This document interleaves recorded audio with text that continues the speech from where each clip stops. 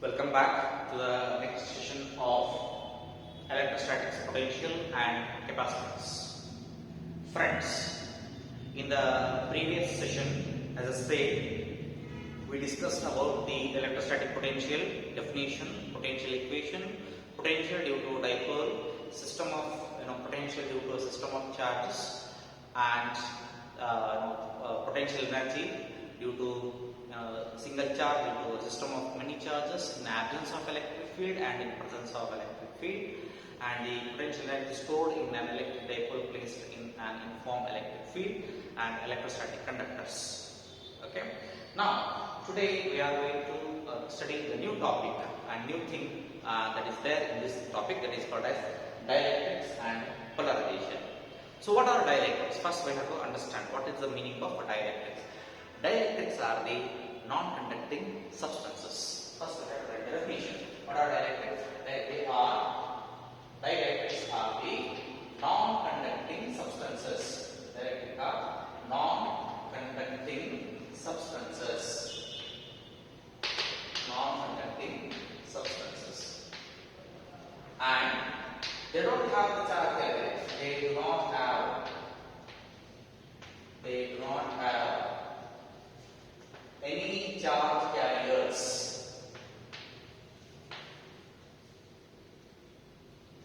They do not have any charge carriers. That means they are non-conducting substances. That means if we place even in an electric field, even if we supply the electrical energy or current to these substances, they will not conduct because there is no charge carriers in it.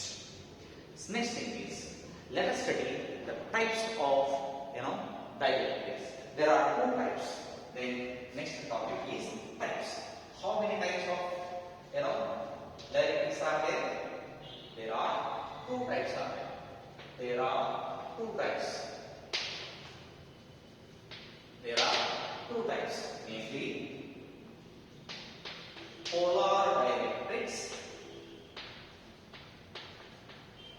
Polar dielectrics. B. Non-polar dielectrics. Non-polar dielectrics. So now, look at this. In polar dielectrics and polar dielectrics and non-polar dielectrics. Now, based on which property these dielectrics are classified? Very simple. As I said, polar, non-polar. That means some of them have the charge, some of them have the charge, but something is special property they exhibit. Based on that, they are classified. Now, in the next topic, instead of explaining the dielectrics and the polarization in this explanation manner, I will give you in the form of difference table, that is comparison between the polar and the non-polar dielectrics in a product way, so that you understand the concept in a very understanding way or very easy method, easy way. And along with that, in the examination, they will not ask explain polar dielectrics or explain non-polar dielectric or mention any 3-4 properties of polar or non-polar dielectrics, or they will not ask what are dielectrics. They will ask in the examination, compare non-polar dielectrics with the polar dielectrics. Give the difference between, give any 3 differences between non-polar dielectrics and polar dielectrics. So for that, I am giving you the table. So first thing, we will go with the what? Non-polar dielectrics. Non-polar dielectrics. Here this are right, polar dielectrics.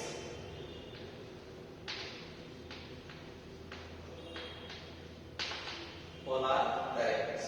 So let me draw a table so that you will understand the best way.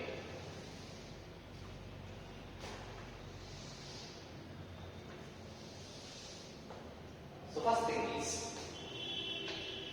if I write the first property of the polar dielectrics, what are polar dielectrics?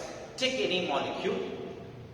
If the center of one charge is coinciding with another charge, I am talking of molecule. The center of one charge is coinciding with another charge. Let me take another simple example.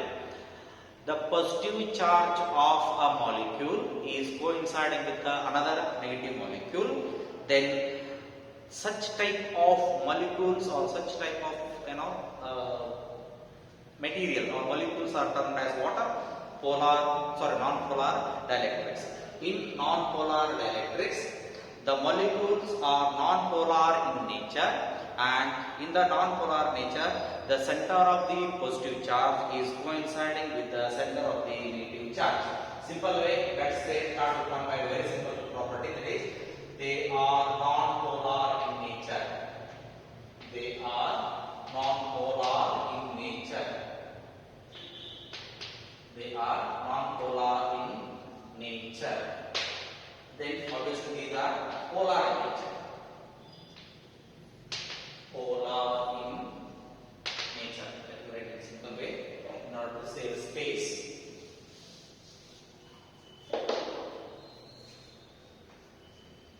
Non-polar in nature. The name itself is the first property. What second property says? What I said in the second property? In the second property I said the center of the positive charge is coinciding with the center of the negative charge. Such type of dielectrics are termed as what?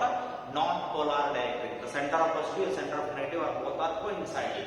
Let me write. Centers of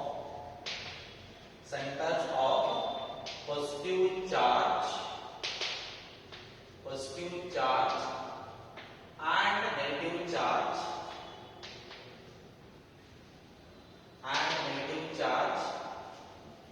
are coinciding. They are what? Coinciding. If they are coinciding, such type of materials are termed as what? Non-polar dielectrics. Suppose if they are not coinciding, if they are well separated, that means the center of the positive charge and center of the negative charge are not coinciding. If they are separated, such type of dielectrics are called as polar dielectrics. That means here centers of positive charge and negative charge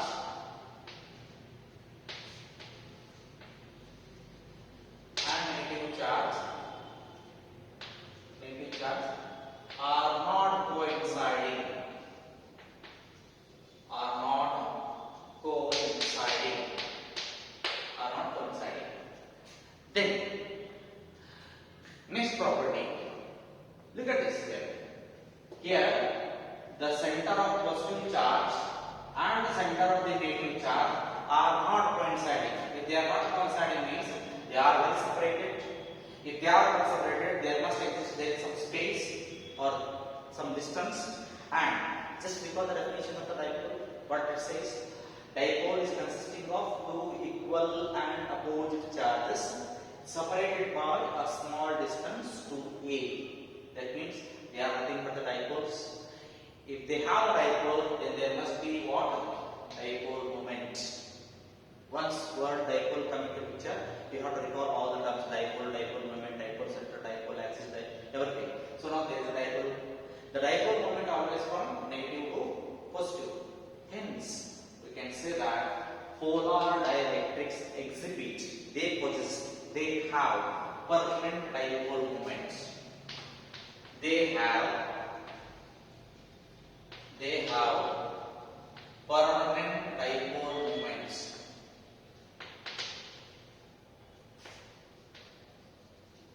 They have permanent dipole moment. If polar dielectrics have permanent dipole moment, obviously they don't have, because the center of the positive charge is coinciding with the negative charge. There is no separation. If there is no separation, there is no dipole axis. If there is no dipole axis, there is no dipole moment. Hence, we can say that they don't have permanent dipole moment. They do not have permanent dipole moments. Permanent dipole moments. Then If they are not having dipole moment, as I said, they do not have permanent dipole moment. If they do not have, means I have to give some dipole moment to them. Then how to make it them?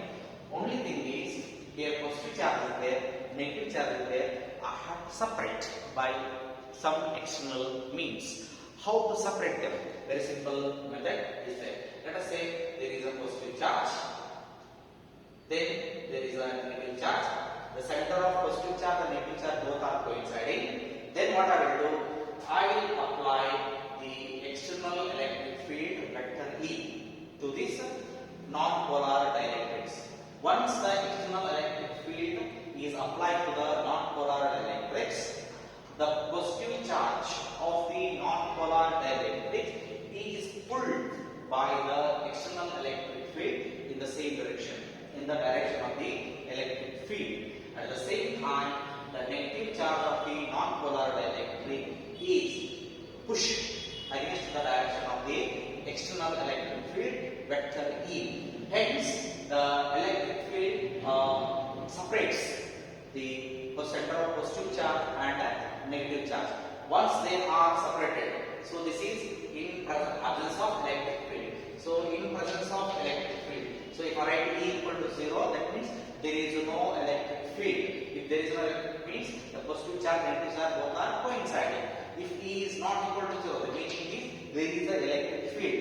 If there is an electric field, then positive charge is here and negative charge is here, and they are well separated and they possess now they possess the dipole moment. At the beginning they are not possessing the dipole moment. Then what I did? I applied the external electric field. Due to that, those charges are separated. Then now they are exhibiting the dipole moment. Then what it is called as? It is called as induced dipole moment. That means something is fed by external beams. Due to that, they possess this property. They exhibit this property. Hence, it is called as induced dipole moment. Let's write the property of the non-polar dielectric. Due to external electric field vector E, they possess or they exhibit, they possess induced dipole moment. Induced dipole moment. Just to copy the same thing, same property.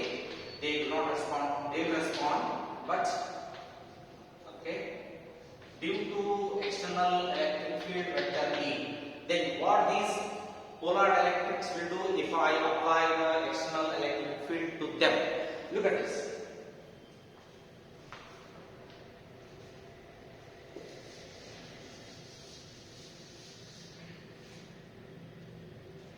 Simple case.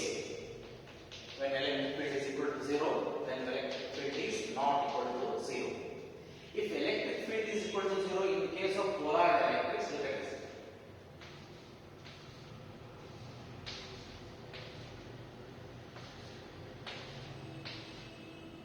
Plus or minus, plus minus, plus minus, plus minus, plus minus, plus minus.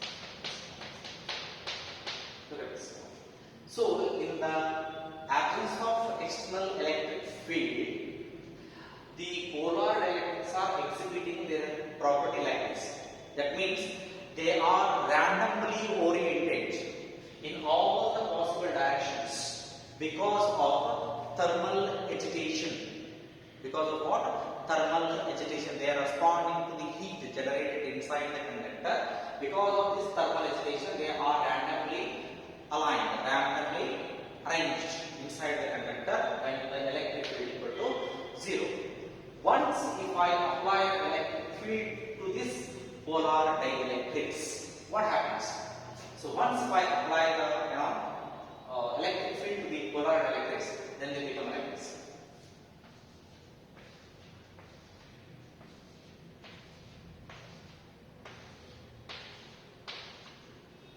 Minus, plus, minus, plus, minus, plus, minus, plus, minus, plus, minus, plus, minus, plus, minus, plus. Look at this. Look at, make out the difference now. These are all randomly arranged. They are systematically arranged. Look at the arrangement of the positive positive charge and negative charge to get alignment of the positive charge and negative charge. That means what? In absence of electric field, they are randomly arranged. Once if I apply the electric field, they will arrange in a proper way and get polarized. So now I have to write, due to the external electric field vector E, they get polarized. Okay, now they align in proper way or improper. They align properly. They align properly. That's it. Then let's come to the point. Next, even if I apply the external field to the non-polar electrons, they also get polarized. So now point number 5, due to external electric field vector A, they get polarized. They get polarized. Here, so due to external electric field vector A, they get polarized. They get polarized. So this systematically I explain how exactly this, in case of polar dielectrics. Let me take non-polar dielectrics. In non-polar dielectrics, they are like this: plus or minus, plus or minus, plus or minus, plus or minus, plus or minus, plus or minus, plus or minus, plus or minus. So in absence of electric field, all the non-polar dielectrics are arranged like the center of positive charge, negative charge coinciding. Once I apply the electric field, they get polarized. Now let's go for the examples of non-polar and polar dielectrics. If I go with the examples, oxygen molecule, nitrogen molecule, then carbon dioxide. These are the examples of non-polar dielectric. And if I come to the polar dielectrics, in the polar dielectrics, water, hydrogen chloride or HCl, hydrochloric acid, and carbon monoxide. These are the some examples in case of water polar dielectrics. After this, if I go to the dipoles or if I go to the polarization, I know the heading dielectrics and polarization. After applying the electric field,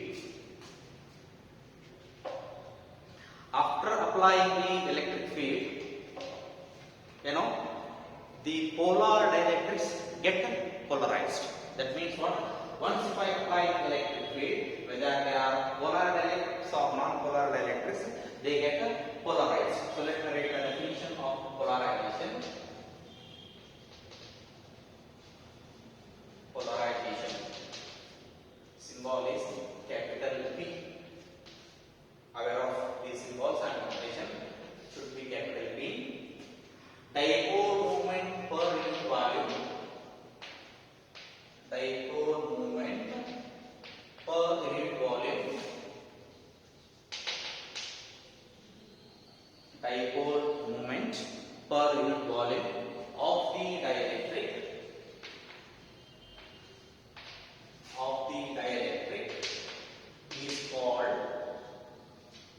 Is called polarization. So that means to polarize a molecule, to polarize a dielectric, you must need a dipole moment. But if you take a non-polar dielectric, they don't have the dipole moment. Then what I have to do? I have to apply the external electric field by external means. Then I have to segregate or separate both positive charge and negative charge, and they must possess the dipole moment. That dipole moment is called what? Induced dipole moment. Then that dipole moment per unit volume is called as what? Polarization. That means this polarization is directly proportional to the direction to electric field. So now, if I replace this constant, then it becomes phi is equal to phi E into vector E. What is phi E? It's called chi. C-H-I, chi. This chi is called as, where chi is called as electric susceptibility. electric susceptibility. So now dipole moment per volume of the dielectric is called as polarization. So P is directly proportional to vector A, because based on strength of the electric field only these values get polarized. So P is equal to chi E into P, where chi E is the what? Chi E is the electric susceptibility. Friends, with this I am concluding the topic dielectrics and polarization. Thank you.